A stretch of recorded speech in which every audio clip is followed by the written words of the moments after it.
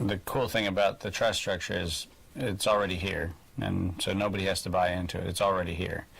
We use trusts already. In fact, the people who are probably most benefiting from the incumbent system set in motion by Adam Smith, actually almost all of them protect their assets under trusts.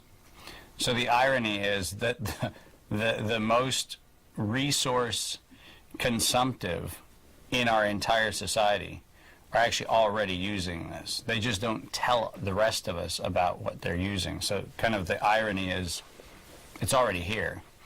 And so anybody who suggests that from the incumbency standpoint that says, oh, this is a radical idea, it's not radical.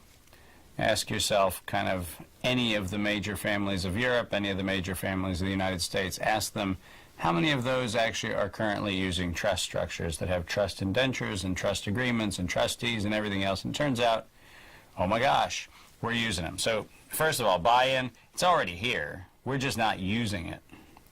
Second of all, trusts, unlike corporations, actually are more ubiquitous around the world because they really are, oddly enough, a legacy of colonial law.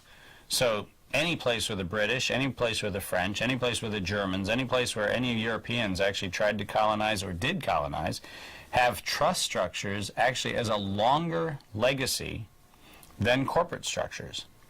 And so the jurisprudence in most of the world is actually better around trust than it is around corporations. Remember that even in the United States, corporations are not ubiquitous in terms of their recognition.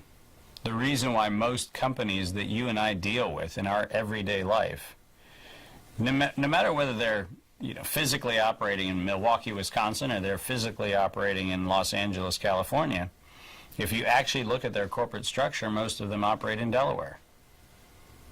And you sit there going, I've been through Delaware. I never saw them in Delaware. I never saw that company in Delaware. I know I've seen the company's headquarters, and their headquarters are in Milwaukee, Wisconsin.